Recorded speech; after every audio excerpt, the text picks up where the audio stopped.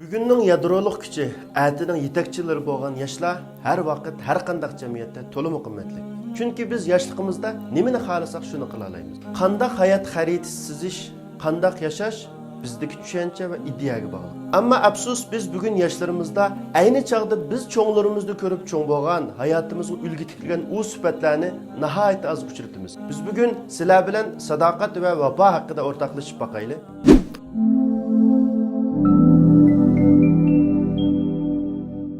Dinimiz İslam ameliyatda bir sadoqat va vafo dinidir. Chunki bir odam La ilaha illalloh Muhammadur Rasululloh, ya'ni Allohdan boshqa hech iloh yo'q, Muhammad alayhissalom Allohning elchisi deb guvohlik bergandan keyin musulmonlar jamoati bilan birga yashashga boshlaydi. Ularning dardini o'z dardi, ularning g'amini o'z g'ami deyishi vojib bo'ladi. Mana bu nuqtada bizning tunji sadoqatimiz boshlangan bo'ladi. Olimlar sadoqatni bunday 3 turga bo'lgan. Birinchisi Allohga bo'lgan sadoqat, ikkinchisi o'zimizga bo'lgan sadoqat, üçüncüsü kişilerge bo'lgan sadoqat.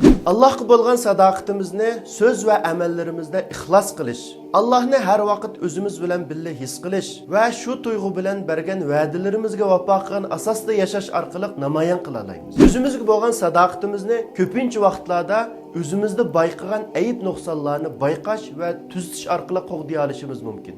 Şu narsa aniq bo'lsinki, hech qanday xatolik biz tuzatmaguncha tuzilib qolmaydi. Shundaqla Alloh taolo bizga biz xatoliklarimizni tuzatmaguncha nusrat ato qilmaydi. Kishilarga bo'lgan sadoqatimizni bo'lsa, boshqalarning fikrini hurmatlash, o'xshamagan qarashlarning bir jamiyatda o'rtaq mavjud bo'lib tura olishini qabul qilish orqali ifodalay olishimiz mumkin. Bugun yoshlarimizda va'dasi turmaslik, vafosizlik, do'stlarini qadrlamaslik, har vaqt sabdoshlariga, qarindoshlariga yomon gumanda bo'lish, o'zaro mehr, muhabbat va hurmat asosida qarindoshlik aloqasi qurmaslik qatorliq nurg'un ayib nuqsonlar bor. O'zaro mehr, muhabbat va hurmat asosida qarindoshlik aloqasi qurmaslik qatorliq masalalar nihoyat ko'p ko'rilmoqda. Undaqda yoshlar bu masalalarni qanday hal qilish kerak?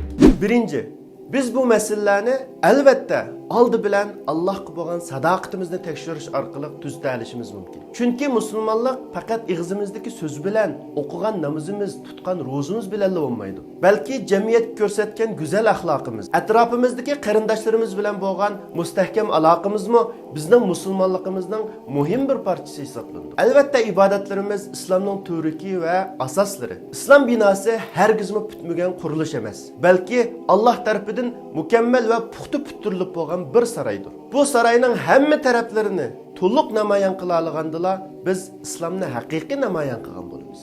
Ma'lum qismiga ko'ngil bo'lib, boshqa taraflarini tashlab qo'yish islom ta'limotlariga asla uyg'un kelmaydi.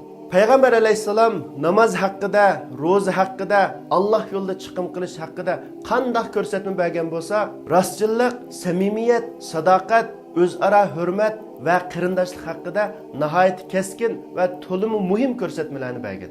Shundoq bo'lgan ekan, Allohga bergan va'dimizni va ahdimizni, shundaqla bu dinning bir mansub ekanligimizni eslash orqali maqsadimizga yeta olamiz. Ikkinchi, o'zimizga samimiy bo'lishimiz kerak. Har bir inson amaliyotda o'zining qaysi nuqtada ketayotganligini eng yaxshi biladi. O'zini tushunmaslik, tonimaslik va iqtidorlarini shuningga mos holda taraqqiy qildirmaslik, qilolmaydigan ishlarning keyindan yurib, qila oladigan, hatto utuq qazana oladigan ishlarini tashlab qo'yish amaliyotda eng chong farosetsizlik bo'lsa kerak. Shu sababdan o'zimizga 100 kilo oladigan hayot usuli, hayot nishoni, shundaqla o'zimizga 100 kilo oladigan plan bilan yashash, ko'nib ketgan xatoliklarimizdan asta-asta yiroqlashish, shundaqla bo'shab ketgan iymon paylarimizni qaytadan chingitishga to'liq muhim ahamiyatga ega. Payg'ambar alayhissalomning o'zini tunigan, Rabbini tuniydi degan so'zning bir ma'nosi bo'lsa, o'zini haqiqiy his qilgan va tunigan odam tabiiy holda Rabbiga bog'lanib, komil mu'min bo'la oladi deganlik bo'ladi. Uchinchidan, atrofimizdagi qarindoshlarimizga samimiy bo'lishimiz kerak. Har vaqt atrofidagi sabdoshlardan, savoqdoshlardan urkib yashash psixikalik kasalliklardan bo'lib, olimlarning qarashicha bu xil kasalga giribtor bo'lganlar oqibatda elishib qilishi mumkin ekan. Chunki menga tinchlik va xotirjamlikni xohlaydigan a'zo bo'lg'achqa haddidan ziyoda besim uni kardan chiqarib qo'ydi ekan. Şunlaşqa bundaq to'yg'uga qapsilib qolganlar va yoki to'liq mushu shaklda o'ylaydigan bo'lib qolganlar davolashni oldi bilan o'zidan boshlash kerak. Samimiyat va sadoqat hech qachon bandini o'ng'aysiz ahvolga tushirib qo'ymaydi. Balki yolg'onchilik va saxtipazlik bandining izzatini tushirib yetadigan eng muhim omillarning biri. Payg'ambar alayhisalom qarindishingga o'zingga yaxshi ko'rgan hamma narsani yaxshi ko'rmaguncha komil mu'min bo'lolmaysan deyish orqali haqiqiy sog'lom psixika ve güzel hayatga ul sağan ekan. Ahırda yaşlarga deydiganimiz, hayatning texmi güzel ve parlaq bo'lishi uchun bir-biriga ko'ngil bo'ladigan, qarindishning g'amini o'z g'ami deydigan, va'dasiga vafo qiladigan yoshlarga millat muhtoj, ummat muhtoj. Shuning uchun aziz qarindoshlar, o'zaro vafodor bo'laylik. Sadoqat va vafoni atrofimizga tarqatishni o'zimizdan boshlaylik.